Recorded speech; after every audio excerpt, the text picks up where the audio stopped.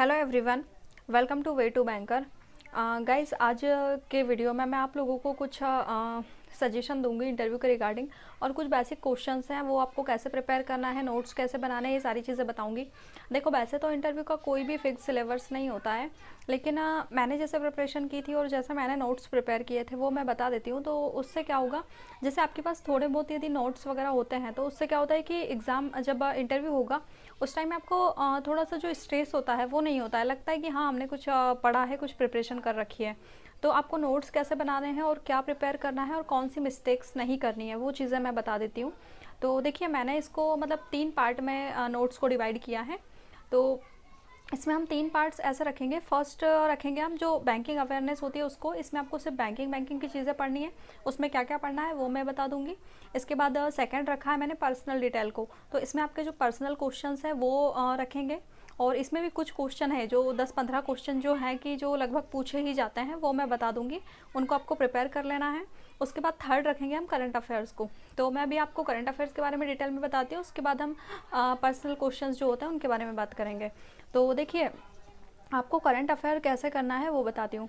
देखो, क्या होता है कि एक कॉमन क्वेश्चन होता है जो लगभग पूछा जाता है कि सबसे ज़्यादा अभी न्यूज़ में क्या चल रहा है, या फिर आज की हेडलाइंस क्या थी, या फिर अभी ट्रेंडिंग टॉपिक क्या चल रहा है। ये सारी चीज़ें इंटरव्यू में मोस्टली पूछी जाती हैं। तो आपको क्या करना है पता है, आज से ही आपको न्यूज़ के थोड़ा सा टच में रहना है। आप न्यूज़पेपर भी रीड करना, साथ में जो भी टीवी पे न्यूज़ चैनल आती हैं उनको भी आप देखो, और थोड़ा सा टच में रहो कि क्या चल रहा है मार्केट में, है ना। और अभी लेटेस्ट बजट आया है तो आपको बजट को पढ़ लेना है। इसको मैं अलग से जो बैंकिंग है उसमें नहीं रखूँगी, इसको मैं करंट अफेयर्स के टॉपिक में ही रख रही हूँ, क्योंकि ये अभी लेटेस्ट ही आया है। तो बजट में क्या क्या पढ़ना है वो बताती हूँ। देखो, हम जब मेंस होता है तब हम क्या करते हैं, कौन सी मिनिस्ट्री को कितना एलोकेशन दिया है, ये सारी चीज़ें पढ़ते हैं। लेकिन यहाँ आपको वो नहीं पढ़ना है। आपको यहाँ क्या पढ़ना है वो बताती हूँ। देखो, यदि आप किसको कितना एलोकेट किया है ये अमाउंट याद रखेंगे तो इसमें क्या होगा, कन्फ्यूज़न भी होगा, और इंटरव्यू में आप ऐसा बता भी नहीं सकते। तो आप वैसा रटने वाला काम बिल्कुल भी मत करना। आप सिर्फ जो भी कुछ हुआ है उसको अच्छे से समझो, बजट को एक बार 2-3 बार पढ़ लो। एक मैं कुछ चैनल बता देती हूँ जहाँ पे अच्छा बताया है, वो देख लेना। एक जो महिपाल सिंह राठौर सर हैं यूट्यूब पे, उनका बजट देखना। इसके बाद एक स्टडी आईक्यू में और एक सारे अंकित अग्रवाल करके, उनका भी देख लेना, और कुछ एमसीक्यू बेस्ड क्वेश्चन भी देख लेना। तो ये सारे आप 2-3 बार देख लेंगे ना, तो उससे क्या होगा कि थोड़ा सा याद हो जाएगा, चीज़ें समझ में आएंगी। अब बजट में कौन सी चीज़ों को ज़्यादा फोकस करना है वो बताती हूँ। यदि बैंकिंग से रिलेटेड कुछ है तो आपको उसको बहुत अच्छे से पढ़ना है। इसके बाद अभी जो आज़ादी का अमृत महोत्सव चल रहा है तो उससे रिलेटेड भी कुछ चीज़ें हुई हैं, और अमृतकाल वगैरह वगैरह, तो ये सब इसमें कौन से डेट से कब तक है, ये क्यों है, ये सारी चीज़ें पढ़ना। और बैंकिंग से रिलेटेड कुछ भी है तो वो तो आपको अच्छे से पढ़ना ही है, ठीक है। इसके बाद इन चीज़ों पे ज़्यादा फोकस मत करना कि कौन सा नंबर का बजट है, क्या है, कितने टाइम का है, ये सब ये फालतू की बकवास है, इससे कोई मतलब नहीं है ना। तो इंटरव्यू पैनल को इसमें कोई इंटरेस्ट है, और ये करने से मतलब क्या होगा, आपका टाइम ही वेस्ट होगा और कुछ नहीं होगा। इन क्वेश्चंस का कोई लॉजिक नहीं है, ठीक है। तो ये हो गया। और करंट अफेयर्स के तो आपको टच में रहना ही है, क्योंकि आपने देखा होगा, यदि कोई इंटरव्यू एक्सपीरियंस देखे हो तो, कि मोस्टली बहुत से लोगों से पूछते हैं कि आज की हेडलाइन क्या है न्यूज़पेपर की, या फिर अभी सबसे ज़्यादा मुझसे पूछा था आरआरबी पीओ में कि अभी सबसे ज़्यादा 5-6 दिनों से न्यूज़ में क्या चल रहा है। तो इसलिए आपको करंट अफेयर्स के टच में रहना है। तो आपको अभी से ही मतलब आज से लेके जिस दिन आपका इंटरव्यू है तब तक न्यूज़ में क्या है उस सबको तो बहुत अच्छे से मतलब उसके टच में रहना ही है, ठीक है। फर्स्ट थिंग हो गई। अब सेकंड, पर्सनल डिटेल पे आते हैं। तो देखो, पर्सनल में तो बहुत सारे क्वेश्चन हैं, इसमें कम से कम 20-25 क्वेश्चन तो ऐसे हैं जो मैं आपको बता दूंगी, और उसमें से ऐसा है कि 90% क्वेश्चन तो पूछे ही जाएंगे, जो पूछे ही जाते हैं, उनके बगैर इंटरव्यू नहीं होगा। तो वो मैं बता दूंगी। तो आज मैं आपको कुछ 1-2 बताती हूँ, क्योंकि अभी हमें बैंकिंग के बारे में भी वो करना है, और बाकी फिर मैं नेक्स्ट वीडियो में बताऊँगी। देखो, जब हम इंटरव्यू देते हैं तो 99% ये होता है कि आपको सेल्फ इंट्रोडक्शन ज़रूर ही पूछते हैं। तो आपको पता है सबसे कौन सा बैंकिंग आपसे पूछेंगे नहीं पूछेंगे, या फिर करंट पूछेंगे नहीं पूछेंगे, इसमें मतलब ये है कि इसकी कुछ चांसेस है कि नहीं भी पूछेंगे, लेकिन है ना, आपसे जो सेल्फ इंट्रोडक्शन है वो ज़रूर ही पूछेंगे। देखो, 99% केसेस में तो पूछते ही हैं, कुछ 1-2% ऐसा भी होता है कि कभी कभार नहीं पूछते, बगैर इसके भी इंटरव्यू हो जाता है। तो आपको है ना, लेकिन हमें ये मान के चलना है कि हमें तो पूछेंगे ही, तो आपको बहुत अच्छे से सेल्फ इंट्रोडक्शन प्रिपेयर करना है। अब इसमें क्या क्या मेंशन करना है और क्या मेंशन नहीं करना है ये मैं बताती हूँ। देखो, जैसे इंटरव्यू में क्या होता है कि जो सेल्फ इंट्रोडक्शन है वो मतलब एक अपॉर्चुनिटी होती है हमारे लिए, एक ओपन अपॉर्चुनिटी होती है। मान लो आप मार्केट में अपना कोई प्रोडक्ट सेल करने जा रहे हैं, तो उसी के टाइप से होता है कि आपको अपने प्रोडक्ट के बारे में बताना है। तो वैसे ही होता है, जो इंट्रोडक्शन होता है वो होता है कि वहाँ पे आप अपने बारे में सारी चीज़ें बता सकते हैं जितना भी अच्छा हो, क्योंकि इसके बाद आपको आगे पता नहीं इस टाइप का कोई मौका मिलेगा या नहीं मिलेगा, आगे का इंटरव्यू कैसा रहेगा वो हम नहीं बता सकते। लेकिन इंट्रोडक्शन आपका यदि सही हो गया तो ये काफ़ी मतलब अच्छा रहेगा। 80% इंटरव्यू आपका जो इंट्रोडक्शन है उससे काफ़ी मतलब थोड़ा सा हम अलग दिशा में भी उसको ले जा सकते हैं। तो आप पता है आपको क्या करना है कि इंट्रोडक्शन में कुछ लोग क्या होता है ना कि कुछ फालतू की चीज़ें ऐड कर लेते हैं, जैसे आपका भाई क्या करता है, बहन क्या करते हैं, कितने भाई बहन हैं, कितने मैरिड अनमैरिड हैं, या फिर आपके पापा क्या करते हैं, पापा का नाम। ये सब चीज़ें मुझे नहीं लगता कि ये बताने का कोई ज़रूरी है, क्योंकि जो पैनल मेंबर्स हैं उनको आप में इंटरेस्ट है, आपकी फैमिली में उनसे उनको कोई इंटरेस्ट नहीं है। और यदि उनको जानना होगा आपके बारे में तो फिर वो आपसे पूछेंगे कि अपने परिवार के बारे में बताओ, या फिर आपके घर में कौन कौन है, तो फिर आपको ये चीज़ें बतानी है। ठीक है, तो आपको इंट्रोडक्शन में सिर्फ अपने बारे में बताना है, और 8-10 पॉइंट आप ऐसे की पॉइंट देख लो जो आपको बताने हैं। और जो भी आप बता रहे हैं उस पर आपको कोई भी क्रॉस क्वेश्चन होता है तो आप उसके लिए भी प्रिपेयर रहना कि हाँ आप उसका जवाब दे दोगे। तो आप अपने इंट्रोडक्शन में जो भी चीज़ मेंशन कर रहे हैं, या फिर आप कहाँ से हैं आप ये बता रहे हैं, तो आपको अपना जो भी एरिया है उसके बारे में बहुत अच्छे से नॉलेज होना चाहिए। ठीक है, तो इसके लिए एकदम अच्छे से प्रिपेयर रहना। अब ये हो गया आपका सेल्फ इंट्रोडक्शन। इसके बाद एक चीज़ और कि अब मैं आपको पहले बैंकिंग का बता देती हूँ, इसके बाद कुछ 5-6 क्वेश्चन और है वो मैं आपको नेक्स्ट वीडियो में बताऊँगी। तो अभी आपको क्या करना है, आप सेल्फ इंट्रोडक्शन प्रिपेयर कर लेना और मुझे कमेंट करके आप बता भी देना, यदि आप पॉसिबल हो तो कमेंट में, कि आपने इस टाइप से वो किया है। यदि कुछ करेक्शन लगेगा तो वो मैं बता दूंगी, जो मुझे सही नहीं लग रहा होगा कुछ तो ये ठीक है, हो गया। इसके बाद बैंकिंग आपको कैसे पढ़नी है वो मैं बता देती हूँ। देखो जितना मैं बता रही हूँ इसके अलावा भी हो सकता है आपको और भी बहुत सारी चीज़ें करनी पड़े, लेकिन मैं एक मोटा मोटा ओवरव्यू बता देती हूँ कि आपको ये चीज़ें तो करनी ही है। जो मैं बता रही हूँ ये मस्ट नेसेसरी है, इसके अलावा आप जितना एक्स्ट्रा करते हैं वो आपकी चॉइस है। तो मैं आपको बैंकिंग का बता देती हूँ कि आपको बैंकिंग में क्या क्या पढ़ना है। ठीक है, देखो अपने आप में बैंकिंग एक मतलब बहुत बड़ा टॉपिक है, लेकिन इसमें है ना कुछ चीज़ें हैं जो कि आपको मस्ट नेसेसरी करनी है, वो मैं बता देती हूँ। इसमें से आपको कुछ भी छोड़ना नहीं है। तो सबसे पहले तो बैंकिंग मतलब आरबीआई के बारे में तो आपको अच्छे से पढ़ना ही है। फिर आरबीआई के अलावा आपको जो मॉनेटरी पॉलिसी होती है आरबीआई की, वो अच्छे से पढ़ लेना है। इसके बाद इसकी जो रेट्स होती हैं, जैसे सीआरआर हो गया, एसएलआर हो गया, रेपो रेट हो गया, रेपो रेट और रिवर्स रेपो, ये सब आपको पढ़ना है। अब एक चीज़ बताती हूँ कि आपको मॉनेटरी पॉलिसी कहाँ से पढ़नी है। देखो आप ज़्यादा जो पीडीएफ वगैरह होती हैं उन पर डिपेंड मत होना। आप एक काम करना कि कुछ 2-4 मैं आपको वीडियो सोर्स बता देती हूँ, वो देख लेना।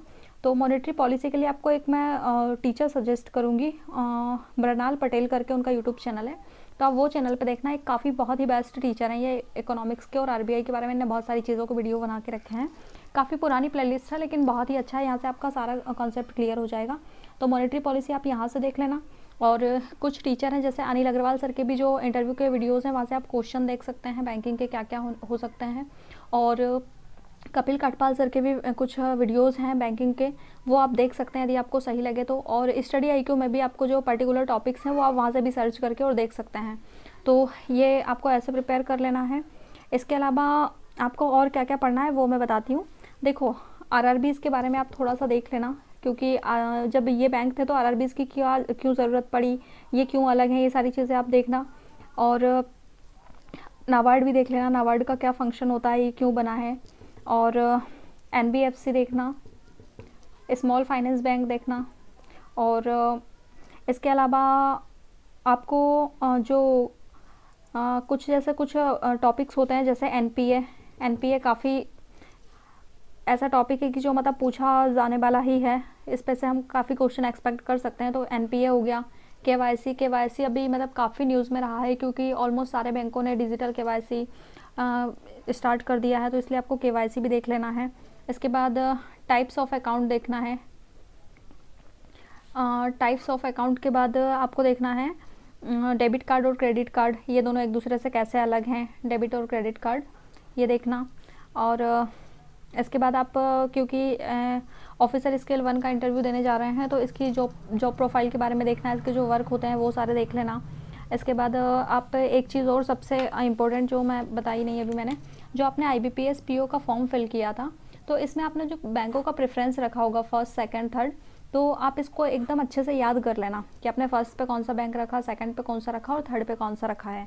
और हो सकता है कि आपसे ये भी पूछे कि आपने फर्स्ट पे इसी बैंक को क्यों रखा है, तो आप उसके बारे में भी एक आंसर अच्छा सा देख लेना कि इन केस आपसे ये क्वेश्चन पूछा जाता है कि आपने फर्स्ट पे इसको क्यों रखा है या लास्ट पे इस बैंक को क्यों रखा है, तो आप उसका आंसर भी सही से कर पाएँ। तो इसके लिए भी प्रिपेयर रहना।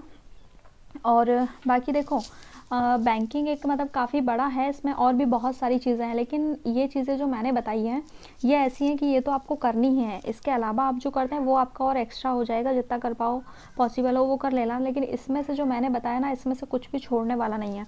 तो ये सब तो आपको करना ही है।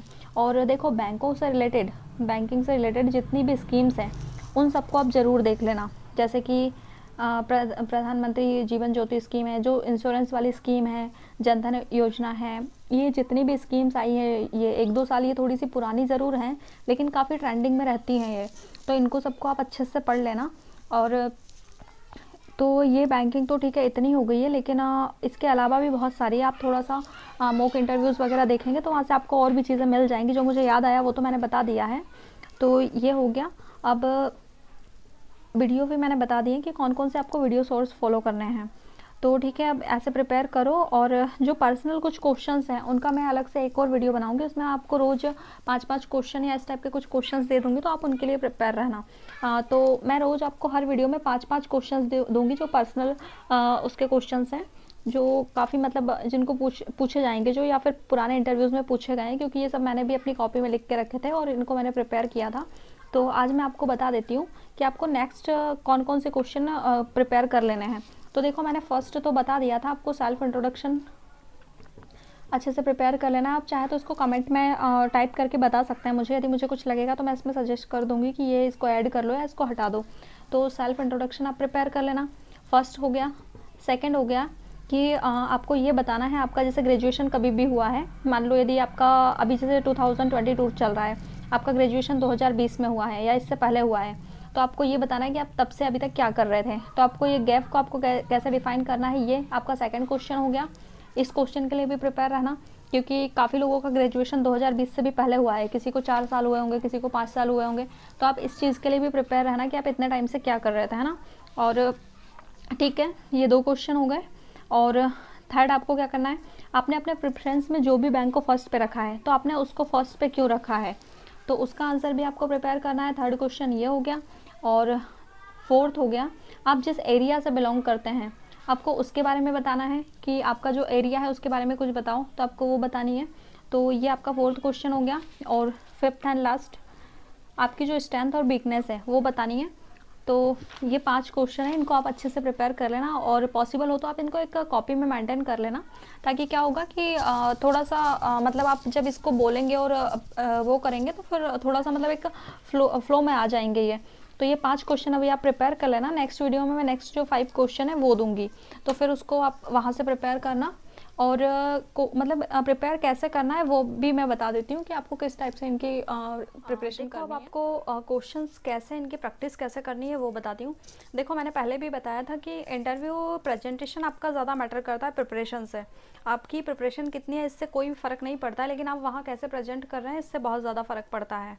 तो आपको क्या करना है मैं बताती हूँ। जैसे आपने एक क्वेश्चन मान लो प्रिपेयर किया, जैसे आपने सेल्फ इंट्रोडक्शन प्रिपेयर कर लिया, अब उसके बाद आपको बहुत सारी बार उसको बोलना है। बोलना कैसे है, यदि आप कोई कोचिंग ज्वाइन कर रहे हैं तो ऑफलाइन कोचिंग आप ज्वाइन कर सकते हैं। ऑनलाइन कोचिंग ज्वाइन करना मुझे सही नहीं लगता है, तो आप ऑनलाइन कोचिंग ज्वाइन ना ही करें तो ठीक है, बाकी आपकी चॉइस है। तो आपको क्या करना है कि आपका जो फ़ोन का वॉइस रिकॉर्डर होता है वो ऑन करना, और अपना जो भी आपने क्वेश्चन प्रिपेयर किया उसको बोलना और उसको रिकॉर्ड करना, फिर उसको खुद से सुनना।